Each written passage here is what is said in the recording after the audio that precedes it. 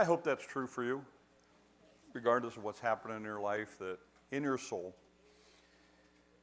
in that part of life that we don't focus on a lot, that everything's okay. That is a powerful song written by a man whose life demonstrated at the depths that many of us will, and I don't think any of us will ever get to, that it was okay. God's in control. We're in the book of James.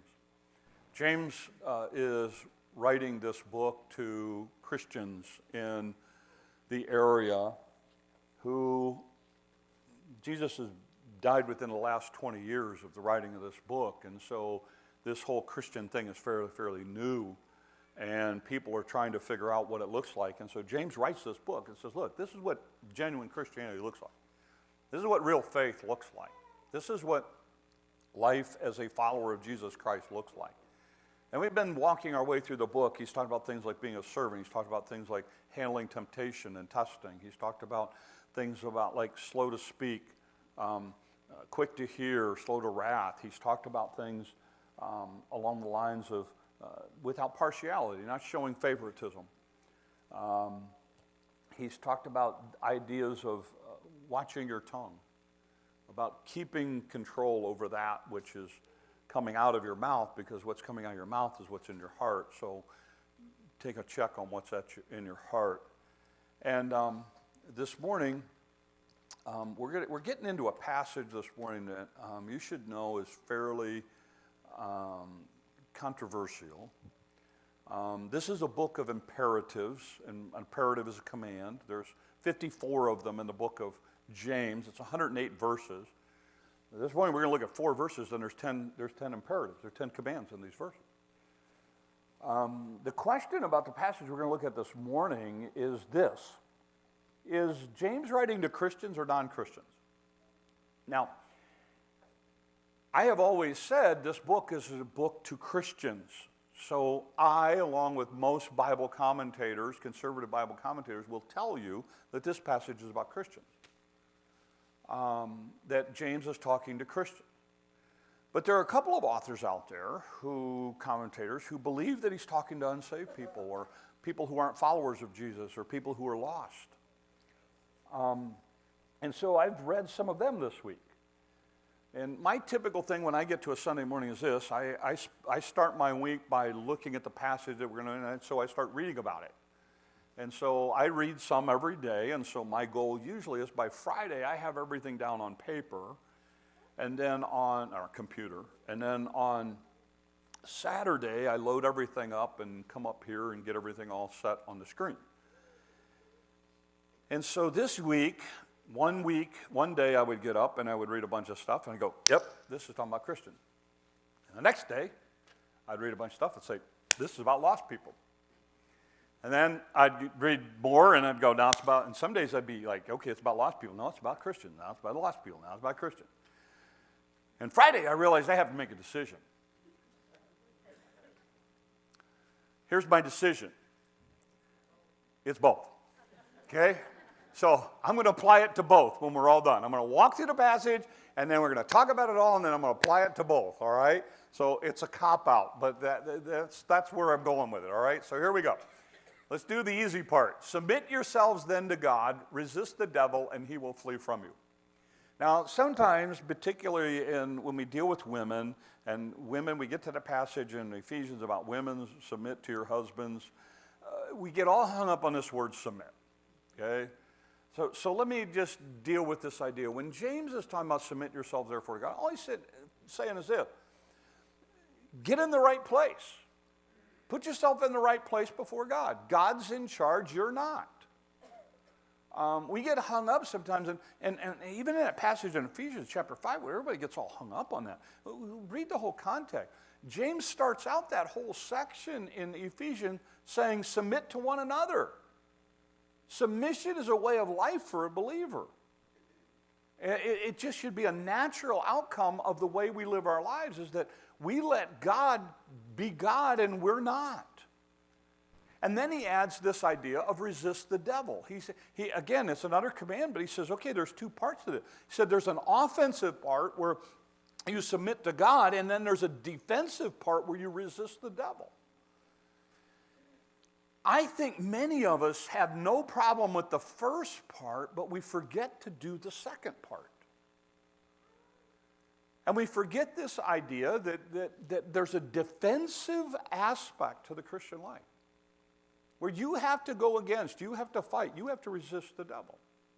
Now, I'm going to illustrate this in a world that most of you are probably not familiar with. I want to go to the world of soccer, okay? Now, there's not a lot of people here that are big soccer people. I know this is a football area. When I was growing up, so first of all, let me just talk to kids for a second. Don't be afraid to fail. Don't be afraid to try sports that you're not good at, okay? I was brought up to believe that you can go ahead and sign up for any sport that you want, but you're going to play the whole season.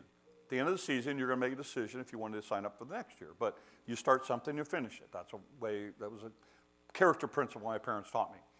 So in the course of my growing up, I played soccer, I played football, I've wrestled, I have played baseball, I even ran track in the year that I was not so smart. But I mean, I did that too.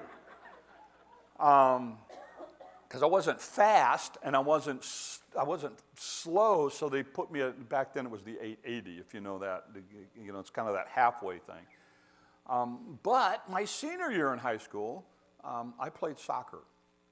Here's a picture of our team in 1978. Here's what you should know about this team. In the Illinois Association of Christian Schools, we won the state championship. That was the second year in a row that we had won it, by the way. We had a 17-1 record. The thing that was unique about our team is that a couple of things. Number one, we had scored 92 goals that year in the regular season. We only had 6 goals scored against us. We had a phenomenal goalie. In fact, our goalie, one of the guys who assisted coached us, was a assistant coach for the Chicago Sting. That was Chicago's professional soccer team. In 1981, they won the national championship. One of the first national championships that came to Chicago since 1963 when the Bears did their thing. But anyway, this team, we won the state championship. Now, here's what you may not know about soccer. This is typically what happens in a soccer field. There is a goalkeeper. There are what we call defenders or backs. And then there's midfielders. And then there's forwards. These are the typical positions in soccer. Even when I first came to Sioux City, I actually was a soccer referee in Sioux City. So I have a little bit of background in soccer. That's kind of my thing. Here are the positions that you actually have in a soccer field. I played center back, which is the guy in front of the goalie. Okay? So let me explain to you, and I'm going to give you a really unique version of soccer, and this is a really skimmed down version. But in soccer, basically you have the guys up in the front, which we would call the forwards or the wing guys. These guys are the offense. These guys are the guys who score the goals. These are the guys who are pushing and making the goalie's life really miserable. I mean, they're pushing. The defenders are this, like in my position, center back. Those are the guys that we play in defense. Once the ball gets past us, it's the goalie. That's the last shot before goes in the net.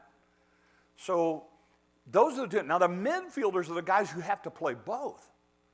I mean, sometimes they're pushing the line on the goalie, and sometimes a guy's gotten past me, and it's the midfielder who's trying to sprint all the way back to get to the goalie before he gets the ball in the net. In the world of soccer, there are both ends of it. There's the offense and there's the defense, and then there's those midfielders. Basically, here's what James is saying. You got to be a midfielder kind of thing. You got to play both in the Christian life. You've got to be the one who's going, you know what? I need to play offense, and I need to draw close to God, and I need to spend time with God, and I need to do this. And then there's times that you got to go way back, and you got to go, okay, you know what? We need to put up some boundaries here. I need to push back because Satan's working in these areas of my life. I need to put up some fences, some guardrails. Kids, listen to me for a minute, particularly those of you who are teenagers. Your parents' job is not to make your life miserable. Contrary to what you may think, okay? Their job is to protect you. Their job is to keep you safe. So when they sit there and go, okay, I need you, what time are you coming home tonight? You know, okay, I need you home by 10. I need you home by 11. I need you home by midnight. It's not because, you know, they're trying to make your life miserable. Look, there's not a lot good that happens after midnight. Okay? I'm just going to tell you.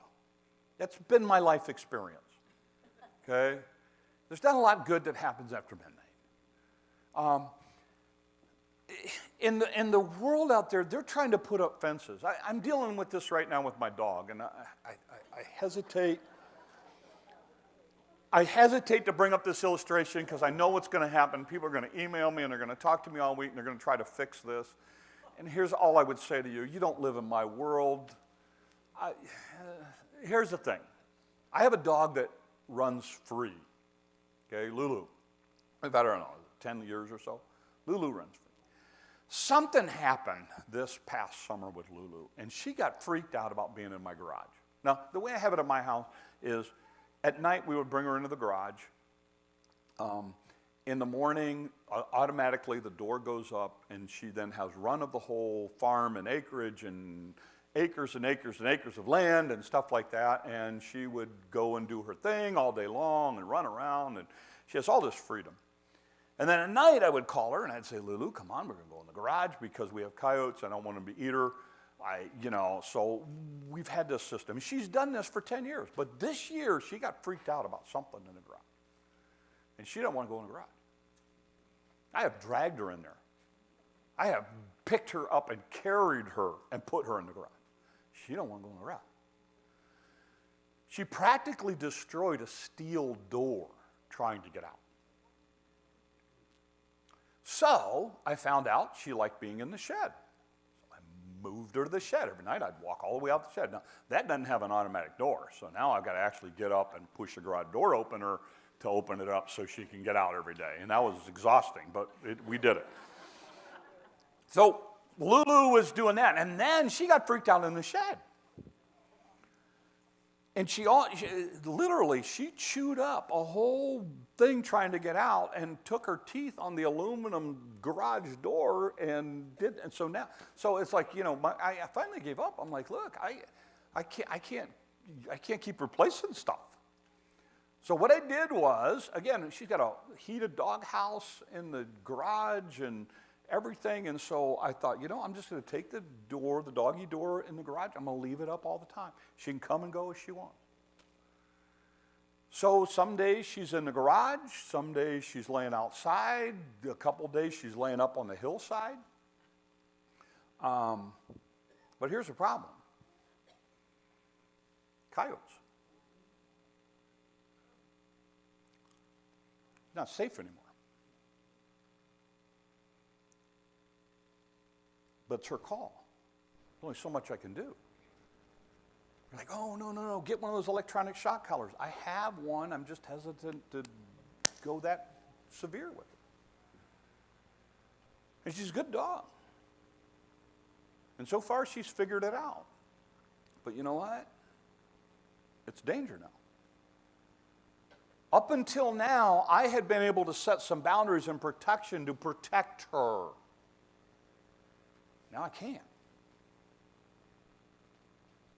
Kids, there's coming a point your parents can't protect you anymore. So right now, while they're setting up those protections, realize that they probably know stuff that you don't. In a Christian life, there are some things that you're going to have to set up some protections for yourself about. We have people that have figured out that for them, alcohol is incredibly dangerous. And they have had to set up protections for themselves to say, you know what, I can't have this around me. They've had to resist it, fight it that way. This is what James is saying. in your life, you have to realize there's two aspects to it. There's an offensive thing of getting close to God. He's going to talk about that in a second. But there's a defensive thing where you've got to fight some stuff. You've got to figure out areas that you're weak. And you know what? Some of you have a hard time when it comes to handling money and credit cards and things like that. And in all honesty, there's some things there's some stores you just need to stay away from. Now, we're not going to talk about glass shops or quilt shops or any of that. We're not going to specify any of that. But I mean, honestly, there's some things where you got to go, you know what, I just need to protect myself. I need to be careful here. Some of you online, you need to put some protection. And you have to do that. This is what James is saying. A wise Christian, a mature Christian, someone who's a person who's a follower of Jesus Christ, he's going to submit to God and he's going to resist the devil. And then he goes on to say this.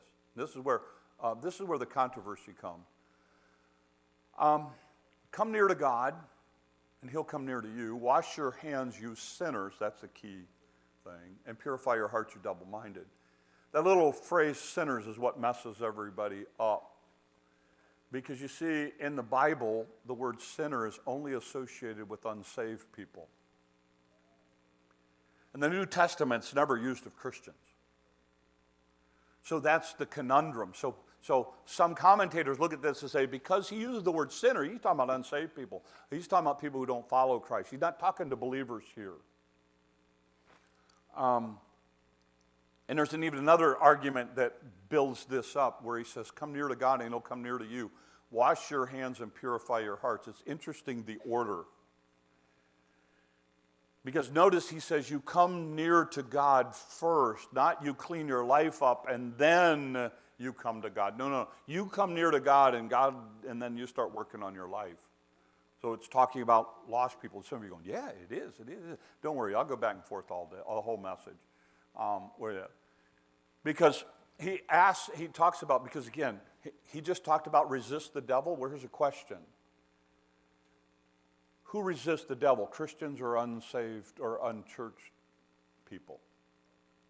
Oh, I argue with the other verse. He's talking about Christians, and then you can argue now he's talking about unsaved people, and you go back. We're going to apply it to both, so I'm going to take the cop out. But notice what he said. Wash your hands and purify your hearts. You double-minded, double-souled. We've talked about that idea already. It's interesting, this idea links itself to the Old Testament idea of the tabernacle, in that often when they would go in, the priest would go in to come near to God, so to speak. The first thing they would do is they would wash outside with the laver. And so it was a purification thing. So a lot of this imagery is coming back to these particularly Jewish believers. And so James is saying, look, you need to understand this. You got to get close to God. You have to fellowship with God and get close to him. And you need to wash your hands. Again, we've talked about this. There's an external aspect that comes with Christianity. It's not just all about what you believe in your heart. It's about what you're practicing in your life. There's an external aspect to it. And then he goes on to say this. Again, 4 commands. Grieve, mourn, wail. Change your laughter to mourning, your joy to gloom. Humble yourselves before the Lord, and he will lift you up. Grieve, it has this idea of a brokenness. Mourn, it has the idea of now that brokenness actually starts to show outwardly in your face. Wail, that's the idea of crying. It's the idea that now there is, because basically what he's saying is you need to take seriously the things of God. You need to understand this is a soul kind of thing. This is a serious kind of thing in following God and drawing near to him and getting close to him. And he ends with the idea of humble yourself before the Lord and he'll lift you up. James is saying, look, you need to understand that the Christian life is a life of submission. It's a life of humility. It's a life of drawing close to God and resisting Satan and doing what God wants you to do. So let's talk about now the application of it in both realms. First of all, to people who are not followers of Jesus Christ. For whatever reason, you don't need God. For whatever reason, you've decided that that God thing is a crutch, you don't need it. You've been burned by church people, and so you think it's all a joke and it's not serious for you, and you don't want anything to do with it. Here's what I would say to you. Whether you understand it or not, there is a creator. And whether you realize it or not, there is a God. And whether or not you believe it really doesn't matter. If it's true, it's true. And the Bible is very, very clear that since there is a creator, you are accountable to him. And one day you will stand before him. Everybody sitting in here at some point in their life is going to stand before the God, the creator of the universe. Every one of us. I don't think any of us will be standing personally. I think we'll be bowing before him. I have been fortunate enough in my lifetime to see some incredible things.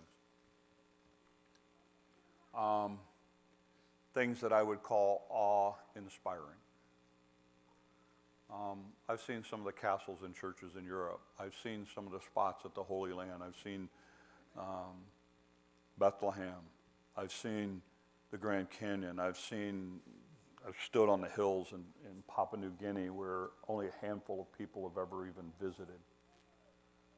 I've been in places where you're just in awe because you feel so insignificant and small. There's nothing I've ever seen in my lifetime that's going to be like the moment that I stand before God. There's nothing in this world that you have seen that will compare to the moment you stand before God. It is a serious thing. And when you stand before God, there's only going to be two choices. Was your life about you? Was your life about Jesus Christ? That's it. And if you have chosen to reject God here, Jesus was very, very clear. You reject me here, I reject you in eternity. And if you think that the God of heaven in all of his greatness and all of his magnitude and all of his glory is going to humble himself and come to this earth, live a sinless life, die a horrible death, so that your sins could be forgiven, and then you're going to be able to stand before him and say, yeah, I just thought I'd get another chance, then you're sadly mistaken.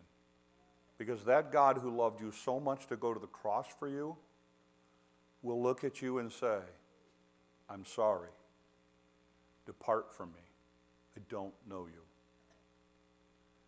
It is a serious thing. And when James talks about this, so if you want to apply this passage to those who aren't Christians, what James is saying here is, stop laughing at the things that you aren't taking seriously, because this is a serious thing. The second idea is he's talking to Christians. If you want to look at this passage that way, here's what I would say. It's very, very simple. He's saying, look, you need to understand, if you're really going to follow Jesus Christ, there's an offensive and there's a defensive side to this thing. You're going to have to stand up against Satan. You're going to have to realize, look, Satan is slick as can be in trying to trip you up. And Satan is going to do everything he can to steal things, rob things, destroy things in your life. And you're going to have to put up some fences. You're going to have to put up some barriers. If you're not going to put up the fences and barriers, then you're going to take the risk of what comes with that. My dog, who's decided to not go into a shed of protection or a garage of protection, is at risk. And I have one, the only choice I have is to basically put her in a little cubicle, basically, and let her live that way, and I just can't do that. So I have to realize that, you know what, as much as I love her, there's only so much I can do right now. And you need to understand, if you're not going to put up the fences, if you're not going to protect yourself, if you're not going to fight against Satan, there's going to be a price tag that comes with that. James says, look, submit yourself to God. Understand God wants to use you Allow him to do what he wants to do with and through and in your life, and fight Satan as he tries to destroy your life. He uses this concept of drawing near to God. It's the whole idea of the Old Testament priest going into the tabernacle and the temple and worshiping God. Those of you who are married will understand this, if you've been married any length of time. My wife gets into her world, I get into my world. We start doing our worlds separately. And it's hard sometimes because, you know, we both have different worlds and we both have different things. And so what happens is, so easily, if we're not careful, we get lost in that. And so we've understood the value of every so often, we just pull away. And we just, if you will, draw nigh to each other. For us, it usually involves antique shopping. It involves something like that. It involves getting away and going away. We're looking at doing something in November. We've already got something planned in December. We've got another deal planned in March. You know, we regularly try to do that where we just make it about us again, draw close to each other, get back to just being together. That's what James is saying. He's saying, look, if you're not careful, you're going to get so caught up in your world, your kids, your family, your grandkids, your work, all your stuff, you're going to get pulled away from God. It's just going to happen naturally if you're not careful. You have to make an effort to get back and say, no. I want to draw close to God again. I want to carve out some time when I can enjoy. Here's the crazy thing. Most of us have a lot of things in our homes that we have set up to enjoy. We don't take time to enjoy them. Most of you have things that you enjoy doing, and here's the thing. You've gone through the whole year and you haven't even done it. You haven't enjoyed it. You haven't taken the time for that. Some of you can't remember the last time you went on a date with your spouse. A date? What's that? We have children now. Leave them. Not like on the side of the road. Go get a babysitter, leave them, and go spend time together. Go out to eat. Well, we can't afford it. Then get a peanut butter and jelly sandwich, drive to one of the parks, sit there, and eat your peanut butter and jelly sandwich together. Well, that didn't sound like any fun. Try it. Spend time together. My wife and I, when we had kids, okay, I'm going to put the real test, and I share this with couples when I'm doing marriage counseling for a couple I'm going to marry. You know what we would do? We would go out, and when we'd get a little getaway, we had two rules. We can't talk about work, and we can't talk about the kids. Well, what do you talk about? Exactly. That's the whole point. It became about something other than the wife, the work and kids. It became about us. It became about us. Why? Because, and this is what James is saying, look, draw close to God. You really want to grow in your faith? Then draw close to God. Spend time with Him. Carve out, I just don't read it. You don't have to, just spend time with Him. Go sit on your porch this week while it's still warm. And be amazed at the incredible creation that is changing in front of you. Look at the idea that right now, we look at the fall and everything's starting to turn brown, and we look at it all and understand that death is part of life. This stuff is dying so that it can be reborn in the spring. And all kinds of incredible things are taking place. Appreciate it. Enjoy it. Value it. Treasure it. Understand that God has done that so we can enjoy. So enjoy it. I end this morning with this idea from James. Following Jesus is a life of dependence on Him. A genuine disciple of Christ lives a life of humility. And they center the world around Him and not themselves. Follow Him this week with your whole heart, soul, and mind. Let's pray. Lord, help us. Why do we get so wrapped up in this thing called life? We run from project to project, to thing to thing, to event to event. And in the course of all of that, Lord, we forget that there is an eternity, that we're all headed towards it, and that what we do here, Lord, can impact it. So help us to serve you this week. Lord, for those who are questioning whether or not they want to follow you, Lord, this week, would you impress upon their heart the seriousness of this issue of life and eternity? And we will give you the honor and glory and praise, these things we ask in your name.